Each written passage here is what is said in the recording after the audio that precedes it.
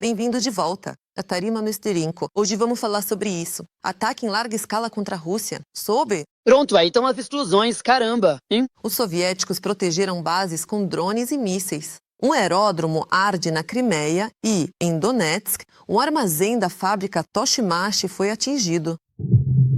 Avenida Kiev. Foguetes. O Oriente Médio já está sendo monitorado por drones ucranianos. O primeiro grupo de especialistas e instrutores militares ucranianos já está a caminho dos países do Golfo Pérsico. Continua. Como Putin está ajudando o regime iraniano bem diante dos olhos de Trump, enquanto as tensões aumentam nas fronteiras da OTAN. A Polônia já prorrogou a proibição de voos. Impasse nas negociações. Qual será uma possível sede para uma reunião trilateral? Dossiê em mulheres russas. Contaremos como o ditador do Kremlin parabenizou as mulheres no dia 8 de março. Sobre tudo isso em apenas alguns segundos, mas agora mesmo. Deixe seu like neste vídeo e inscreva-se no canal Ucrânia Hoje para não se perder pelo YouTube. Então, vamos começar!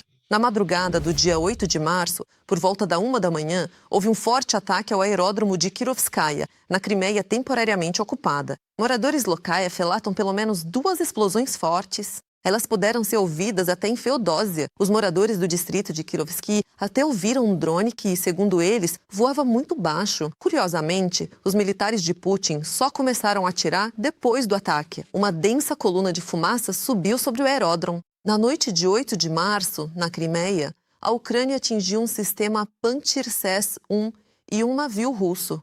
Também houve um forte ataque ao posto de drones Orion, em Krasnoselsk. Em Donetsk, ocupada, um míssil atingiu um depósito de munições na fábrica Tashima. Segundo o movimento Atesh, há muitos mortos dentre os militares russos. Mais perto, Avenida Nevsky. Foguetes, hein? Na noite de 8 de março, também houve muito barulho na região de Krasnodar. Uma série de poderosas explosões abalou a cidade de Armavir. Obrigado. Sobre. Mais uma.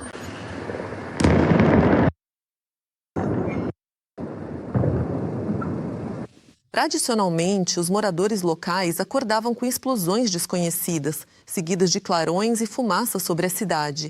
Sobre. Ah, explosões. O quê? Vamos lá? Drones das Forças de Defesa atacaram a estação de produção e despacho linear Armavir, um local relacionado ao bombeamento de petróleo.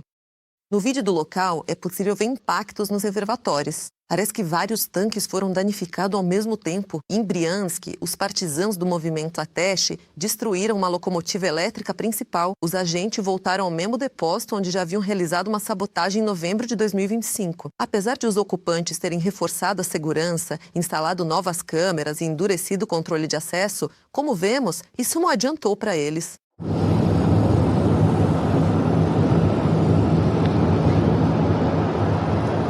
A noite também foi agitada na chamada República Popular de Belgorod.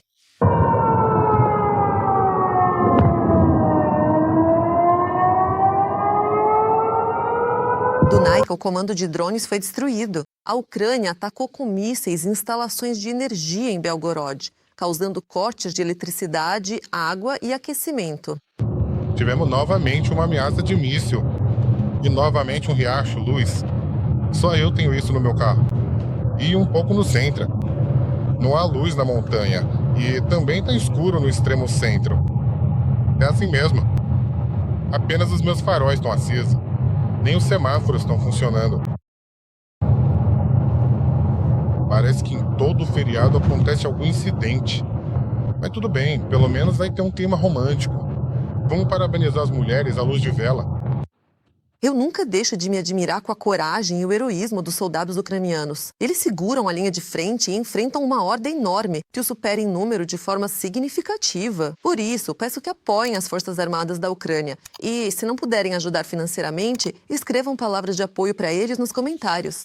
Eu sei que eles estão nos assistindo. A Ucrânia está alcançando um nível global na luta contra drones. O presidente Volodymyr Zelensky já anunciou que, na segunda-feira, 10 de março, o primeiro grupo de especialistas e instrutores militares ucranianos partirá para os países do Golfo Pérsico para fornecer treinamento eficaz, abater drones kamikaze do tipo Shahed iraniano.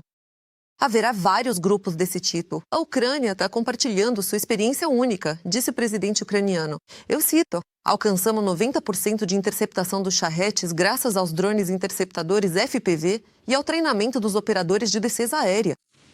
Esses mesmos drones são usados pelo Irã contra a Arábia Saudita, Emirados Árabes Unidos, Catar, Bahrein e outros. Entre esses países, há grande interesse nos drones interceptadores ucranianos. Quando perguntado se Kiev está pronto para vendê-los, Zelensky respondeu, cito: o volume que não é utilizado pelos nossos, estamos prontos para vender. Esse volume, em princípio, é bastante grande. 3 países com certeza estão prontos para comprar. Isso não é apenas ajuda, é uma troca. Pela expertise e pelos drones, a Ucrânia espera receber apoio, talvez mísseis para os sistemas Patriot para abater mísseis balísticos russos. Zelensky destacou: nós ajudamos quem nos ajuda. Hoje, a experiência da Ucrânia nesta guerra é uma das melhores do mundo e agora ela vai ajudar os países aliados. E nos comentários que muitos nos assistem da Europa, Cazaquistão, Moldávia e EUA. Nós, ucranianos, agradecemos o apoio de nossos espectadores sensatos.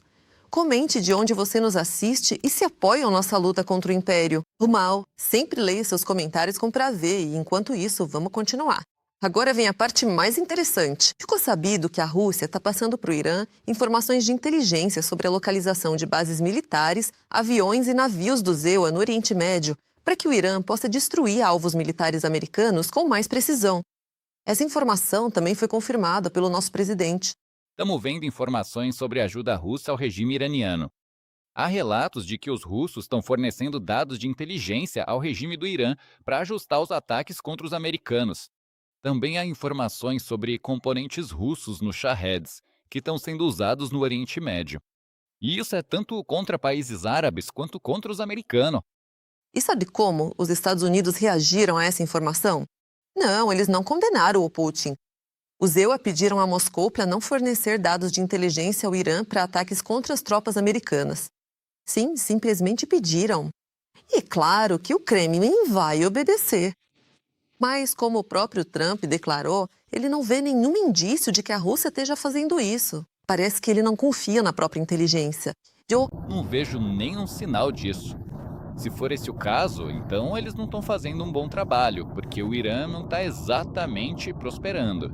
O líder americano também acrescentou que os russos podem repassar qualquer informação, mas isso não vai ajudar ninguém. O Kremlin usa a guerra no Oriente Médio como um pretexto conveniente para adiar ou sabotar as negociações de paz com Kiev. Essa é a conclusão a que chegaram os analistas do Instituto para o Estudo da Guerra. As negociações realmente chegaram a um impasse definitivo. Ou será que isso é apenas uma pausa tática por causa do caos em torno do Irã? E o principal, Trump ainda está disposto a investir esforços na Ucrânia? Ou sua atenção já se voltou totalmente para outra frente? Confere os detalhes na nossa matéria. Putin quer sair das negociações de paz com a Ucrânia usando isso como pretexto. Guerra no Oriente Médio. Funcionários do Kremlin criticam os Estados Unidos pelas operações militares contra o Irã e usam a escalada do conflito no Oriente Médio para criar condições que permitam culpar os EUA por quaisquer acontecimentos futuros. Fracassos nas negociações de paz na Ucrânia. No contexto das negociações, a guerra no Irã acabou beneficiando Moscou, já que, nas últimas semanas, os russos se concentraram em sabotar o processo de paz. Se você se lembra, depois de Genebra, eles já estavam preparando o terreno para boicotar as negociações.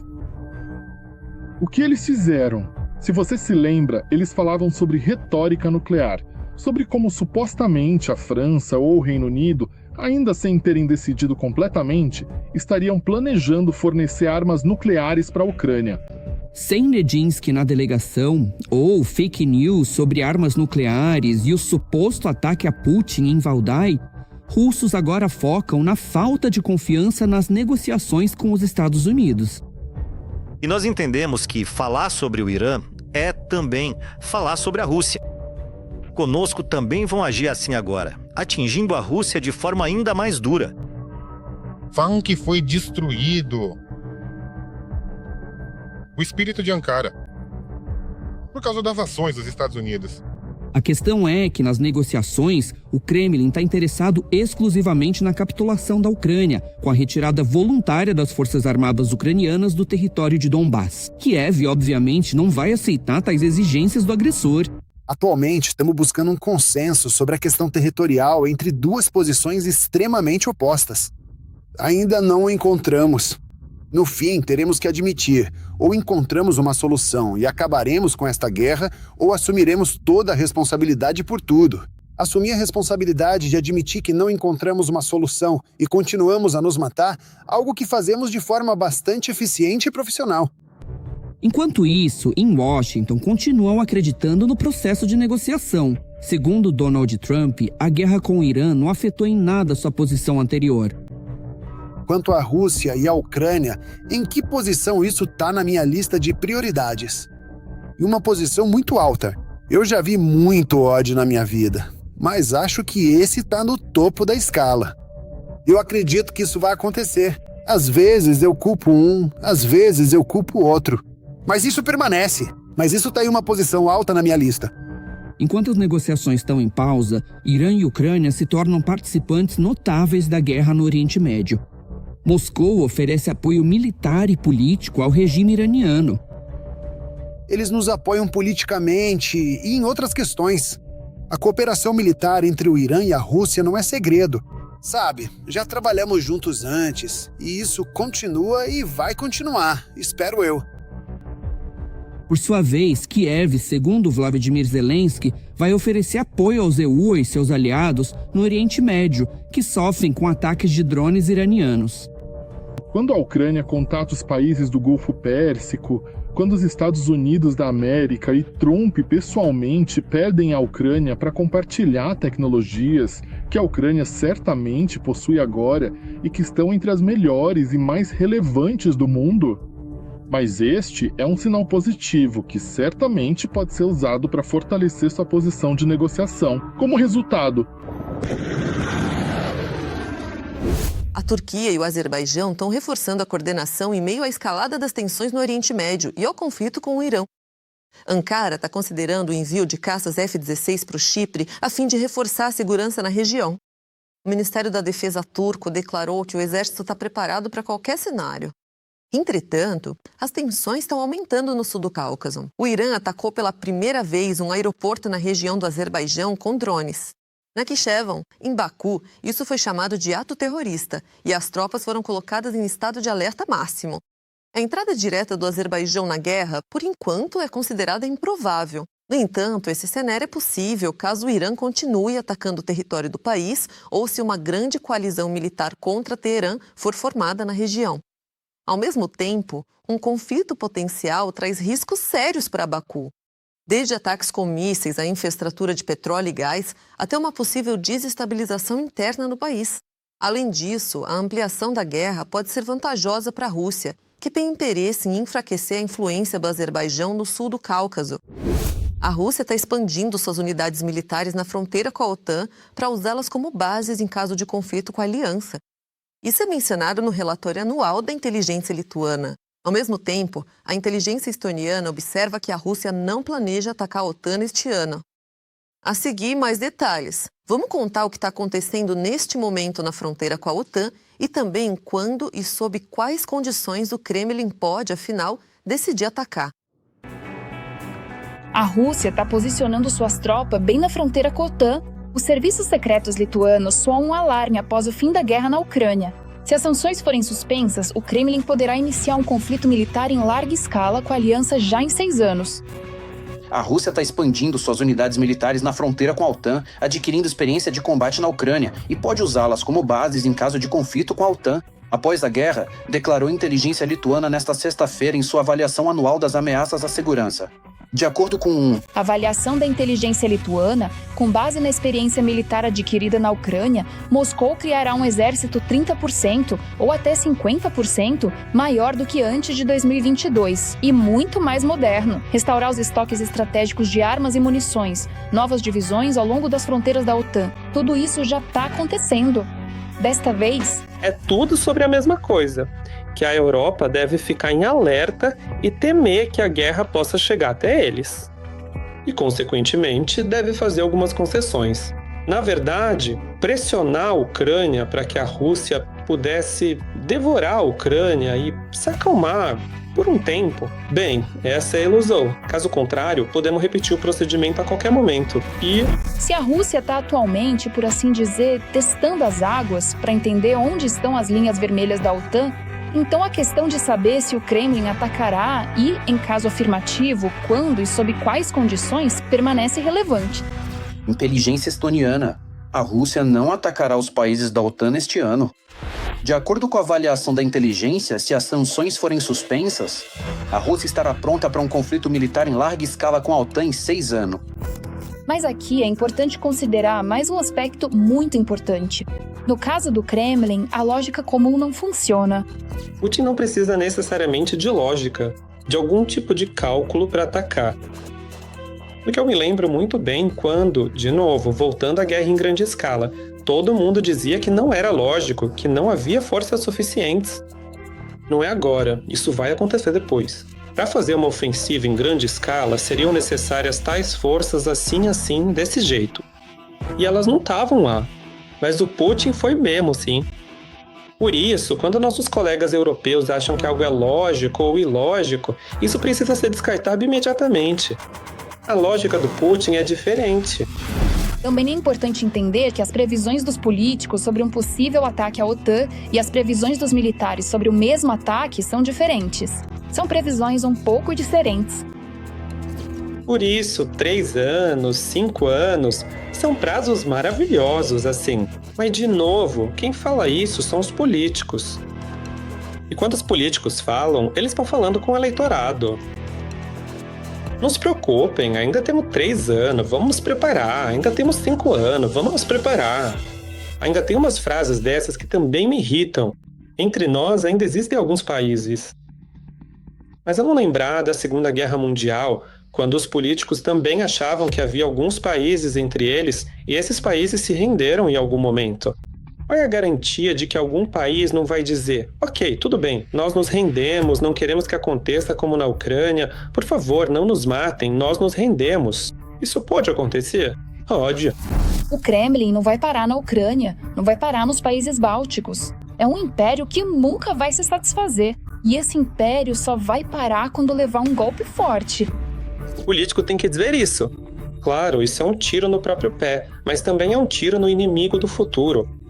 Sim, vai haver guerra.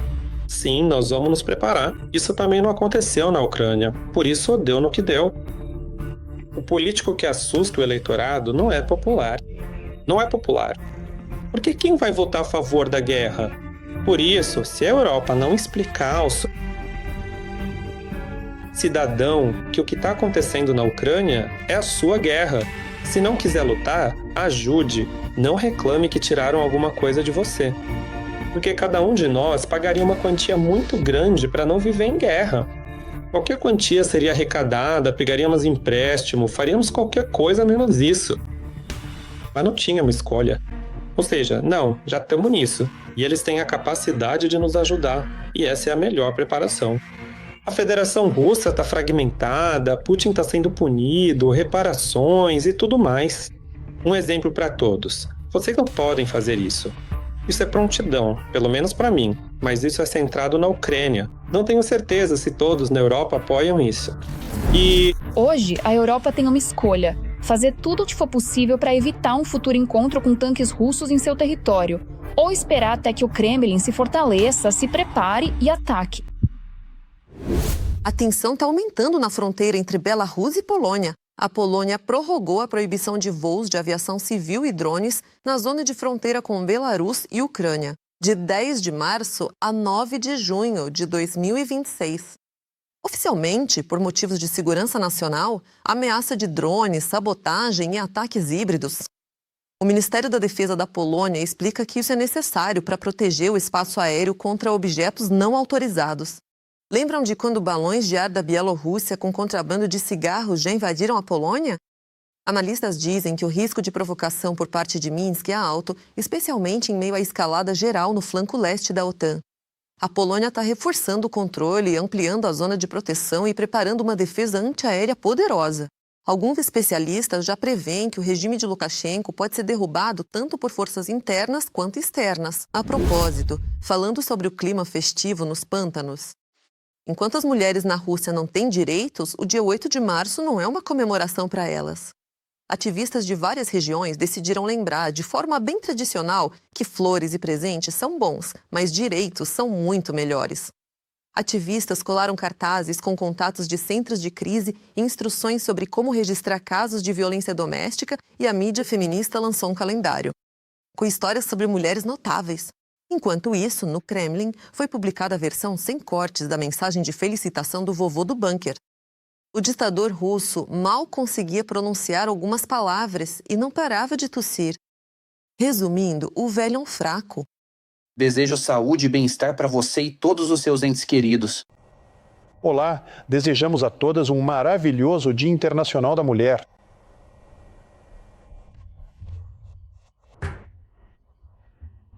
Deixa eu me repetir, porque... Velho, vamos lá então. Eu já tô totalmente pronto. Quase comecei a tossir. Falei bastante hoje. Talvez...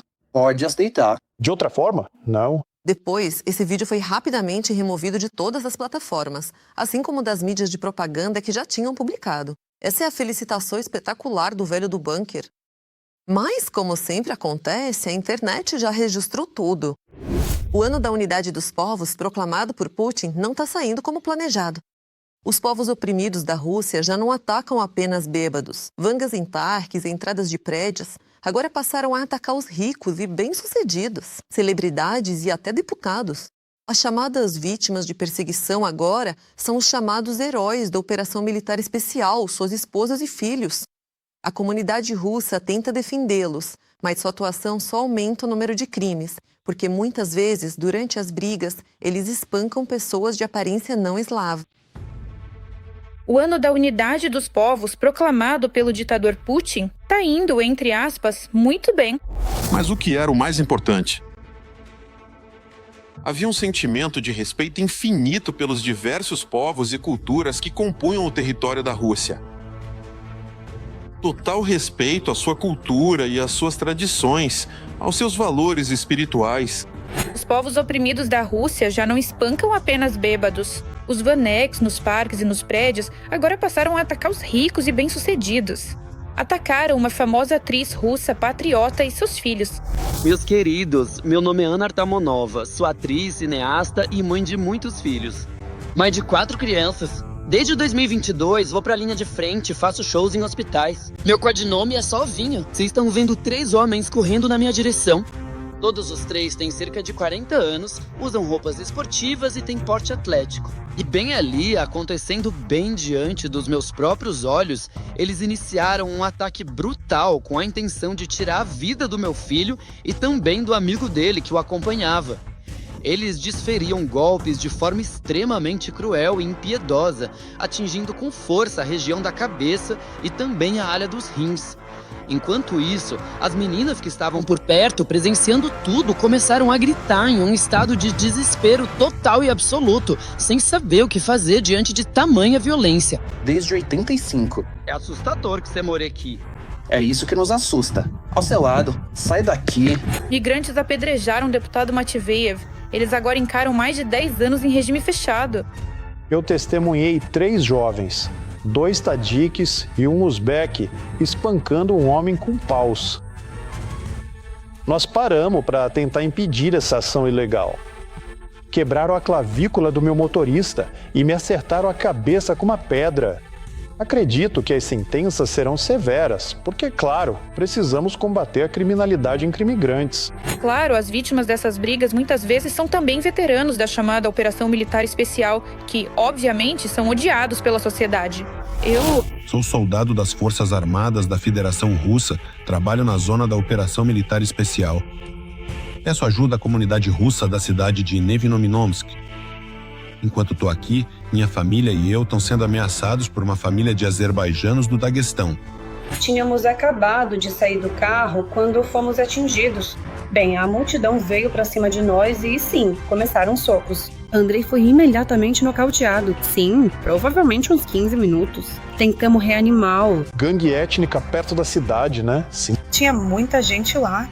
Queremos prometer que a comunidade russa vai assumir o controle de toda essa situação. E os filhos desses chamados veteranos que nas escolas apanham em grupo de crianças de outras nacionalidades. Vladimir Viktorovich recorre à comunidade russa em busca de ajuda devido à pressão física e moral constante. Com a participação de todas as turmas mais velhas, vindas da Ásia Central, e também devido à falta de reação dos funcionários responsáveis. E muitas escolas, não. Só no Reino Unido se formou uma situação em que, em algum lugar, crianças russas são discriminadas. Se a vida deles é importante para você, se você quer viver na Rússia, quer conversar sobre isso?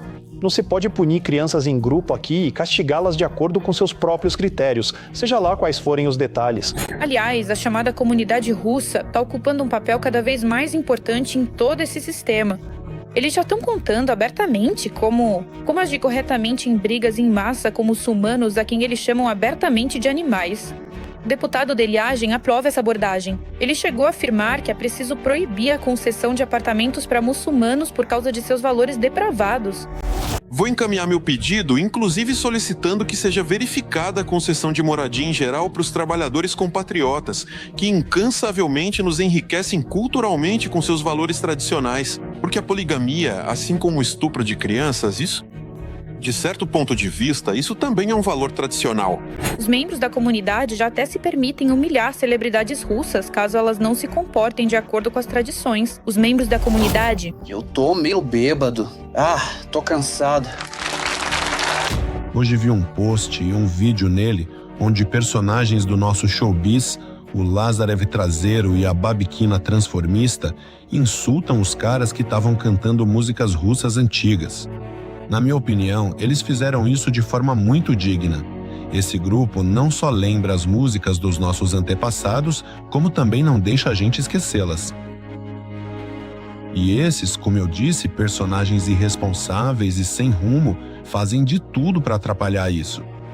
Acontece que, por mais que as autoridades falem sobre a unidade dos povos, cada vez mais dá a impressão de que as regiões russas estão unidas por uma fita adesiva velha e ressecada que está prestes a se desfazer.